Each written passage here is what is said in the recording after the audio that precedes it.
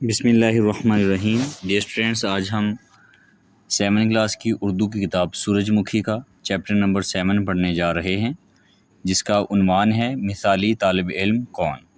تو حسب معمول سب سے پہلے ہم اس میں الفاظ معنی دیکھیں گے۔ پہلا لفظ ہے لگاتار، مسلسل، خوش الہانی، خوبصورت آواز، خوش نوائی۔ معمولات وہ کام جو روز انجام دیے جاتے ہیں، بحسن و خوبی، خوش اسلوبی سے، حد درجہ، بہت زیادہ، مشعل راہ، رہنما، راستہ دکھانے والا۔ ٹھیک ہے، اس کے بعد معروضی سوال آتا ہے کہ ہر گروہ میں طلباء تھے 6، 5، 10، 8، 5 طلباء تھے۔ عبداللہ اسکول کا تھا استاد، مددگار، head boy, monitor, head boy تھا۔ عبداللہ کی اسکول وین چھٹی کے وقت ایک چکر کے بعد دوبارہ آتی تو عبداللہ کو انتظار کرنا پڑتا کتنا؟ 1 گھنٹہ، 2 گھنٹے، 3 گھنٹے، آدھا گھنٹہ۔ آدھا گھنٹہ جواب ہے اس کا۔ عبداللہ بڑا ہو کر شامل ہونا چاہتا تھا فضائیہ میں، فوج میں، پولیس میں، بحریہ میں، تو فضائیہ میں شامل ہونا چاہتا تھا۔ نیکسٹ کہتے ہیں کہ عبداللہ کا انٹرویو شامل کیا گیا اخبار میں، رسالہ میں، اسکول میگزین میں، نصابی کتاب میں، اسکول میگزین میں۔ ٹھیک ہے، اس کے بعد مختصر سوالات ہیں کہ عبداللہ کون تھا؟ عبداللہ اسکول کا ہیڈ بوائے تھا۔ دوسرا سوال ہے تمام طلباء عبداللہ کی کن خوبیوں کی بنا پر اس کا بطور مثالی طالب علم انٹرویو کرنے پر متفق ہو گئے؟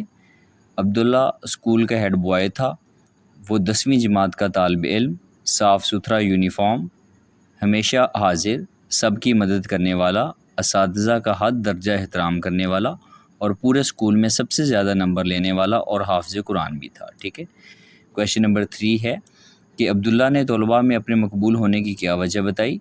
عبداللہ نے طلباء میں مقبول ہونے کی وجوہات درج ذیل بتائی ہیں کہ وہ اسکول کا ہیڈ بوائے ہے، وہ کبھی غیر حاضر نہیں ہوتا، پڑھائی کے ساتھ ساتھ ہاکی ٹیم کا کپتان بھی ہے، سب کی مدد کرنے والا اور اساتذہ کا احترام کرنے والا ہے، حافظ قرآن ہونے کے ساتھ ساتھ اسکول میں ٹاپ کرنے والا بھی ہے۔ ٹھیک ہے، نیکسٹ کہتے ہیں کہ عبداللہ نے کامیابیوں کے بارے میں کیا خاص باتیں بتائیں، تحریر کیجیے۔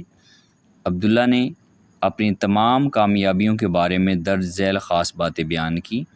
عبداللہ نے بتایا کہ صرف ایک بات، بڑوں کا احترام، آپ کو نہ صرف مثالی طالب علم بلکہ مثالی انسان بھی بنا دیتا ہے۔ میں نے اپنی دادی جان سے ہمیشہ یہ مثال سنی ہے کہ با ادب با نصیب، بے ادب بے نصیب۔ میں اسی قول پر عمل کرنے کی کوشش کرتا ہوں۔ اسی طرح میری کامیابیوں میں سب سے بڑا ہاتھ اللہ سے تعلق ہے، چاہے وہ میچ جیتنے کے لیے کی جانے والی دعائیں ہوں یا امتحان میں اول آنے کی۔ اس تعلق کی بدولت میں اچھا انسان بننے کی راہ پر گامزن ہوں۔ ٹھیک ہے، نیکسٹ کہتے ہیں کہ سر اشفاق نے عبداللہ کی تعارف میں جو شعر شامل کروایا اس کا مفہوم 2 یا 3 جملوں میں تحریر کیجیے۔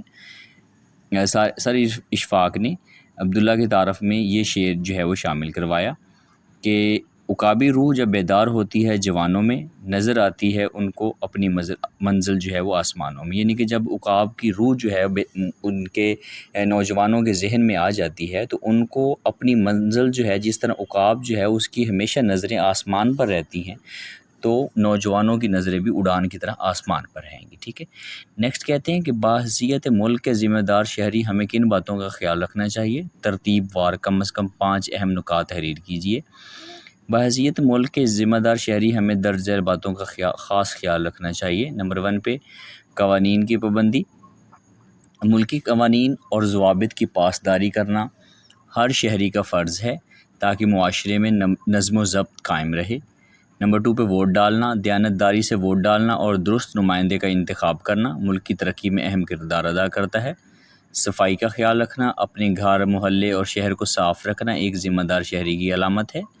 قومی وسائل کا تحفظ، پانی، بجلی، گیس اور دیگر وسائل کا دانش مندی یعنی کہ عقل مندی سے استعمال کرنا چاہیے تاکہ آئندہ آنے والی نسلوں کے لیے بھی یہ دستیاب رہے۔ ٹھیک ہے، دوسروں کے حقوق کا احترام ہے، ہر فرد کے حقوق کا خیال رکھنا، دوسروں کو تکلیف نہ دینا اور اخلاقیات کا دامن تھامے رکھنا ضروری ہے۔ نیکسٹ کہتے ہیں کہ کیا آپ نے اپنے مستقبل کے بارے میں کوئی منصوبہ بنایا ہے؟ اس کے لیے کیا تیاری کر رہے ہیں، تحریر کریں۔ تو آپ اپنی طرف سے بھی لکھ سکتے ہیں، میں نے اپنا لکھ دیا ہے کہ جی ہاں، میں نے اپنے مستقبل کے بارے میں ایک واضح منصوبہ بنایا ہے کہ میں اپنی زندگی کو کامیاب، بامقصد اور دوسروں کے لیے فائدہ مند بنا سکوں۔ اس منصوبے کے لیے درج ذیل تیاری کر رہا ہوں۔ تعلیم پر توجہ: میں اپنی تعلیم کو سنجیدگی سے لے رہا ہوں تاکہ مستقبل میں ایک ماہر تعلیم یافتہ اور کامیاب انسان بن سکوں۔ ٹھیک ہے، نیکسٹ کہتے ہیں کہ مقاصد کا تعین: میں نے اپنی قریبی اور دورس مقاصد طے کیے ہیں جس کی طرف میں قدم بقدم آگے بڑھ رہا ہوں۔ اچھے کردار کی تعمیر: میں اپنی عادات اور اخلاق کو بہتر بنانے کی کوشش کر رہا ہوں کیونکہ کامیابی علم سے نہیں بلکہ اچھے کردار سے حاصل ہوتی ہے۔ دعاؤں اور اللہ پر بھروسے کے ساتھ آگے بڑھنا: میں اپنے ہر کام میں اللہ تعالیٰ پر بھروسہ رکھتا ہوں اور دعا کرتا ہوں کہ میرے لیے میرے منصوبوں میں اللہ تعالیٰ کامیابی عطا فرمائے۔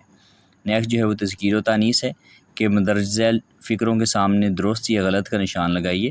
تو پہلا جملہ ہے ضد کرنی اچھی نہیں، غلط ہے۔ ضد کرنا اچھا نہیں، یہ جملہ صحیح ہے۔ جب سے اس نے ہوش سنبھالا، بالکل صحیح ہے۔ جب سے اس نے ہوش سنبھالی، غلط ہے۔ بارش سے کیچڑ ہو گیا، غلط ہے۔ بارش سے کیچڑ ہوگی، بالکل صحیح ہے۔ میری جیب کٹ گئی، صحیح ہے۔ میرا جیب کٹ گیا، غلط ہے۔ اس کی زخم گہری ہے، غلط ہے۔ اس کا زخم گہرا ہے، صحیح ہے۔ اس کی اردو اچھی ہے، صحیح ہے۔ اس کا اردو اچھا ہے، یہ غلط ہے۔ ٹھیک ہے، نیکسٹ کہتے ہیں کہ مکان کی چھت نئی ہے، صحیح ہے، بالکل۔ مکان کا چھت نیا ہے، یہ جملہ غلط ہے۔ وہ گہرے سوچ میں ہے، غلط ہے۔ وہ گہری سوچ میں ہے، صحیح ہے۔ نیکسٹ کہتے ہیں کہ ایک لڑکی اپنی سہیلی کے بارے میں کچھ خیالات کا اظہار کر رہی ہے۔ خط کشیدہ الفاظ کے متضاد دے کر اقتباس دوبارہ لکھیں، یعنی کہ یہاں پہ جو لفظ ہائی لائٹ ہے نا، ان کو ہم نے متضاد یعنی کہ الٹ الفاظ کے ساتھ ہم نے اس کو چینج کر دینا ہے۔ جیسے کہ سائرہ ایک رحم دل لڑکی ہے، وہ بہت خوش مزاج اور محنتی بھی ہے، اس کے والدین غریب ہیں، وہ ہمیشہ کامیاب ہوتی ہے، گھر کے کام کاج میں بھی بہت سلیقہ بند ہے، خود بھی ہمیشہ صاف ستھری رہتی ہے اور گھر کو بھی سنوار کر رکھتی ہے۔ تو سائرہ ایک رحم دل کی جگہ پہ بے رحم کر دیں گے آپ، لڑکی ہے وہ بہت خوش مزاج ہے، اس جگہ پہ آپ بد مزاج کر دیں گے، اور محنتی کی جگہ پہ بد محنتی۔ اس کے والدین غریب کی جگہ پہ امیر کر دیں گے۔ وہ ہمیشہ کامیاب، وہ ہمیشہ ناکام ہوتی ہے۔ گھر کے کام کاج میں بھی بد سلیقہ کا بد سلیقہ ہے، خود بھی ہمیشہ صاف ستھری، خود ہمیشہ گندی رہتی ہے اور گھر کو بھی سنوار کر رکھتی ہے اور گھر کو بھی بگاڑ کر رکھتی ہے۔ ٹھیک ہے، یہ تھا آج کا لیسن۔ امید ہے کہ آپ کو پسند آیا ہوگا۔ دعا میں یاد رکھیے گا۔ اللہ حافظ۔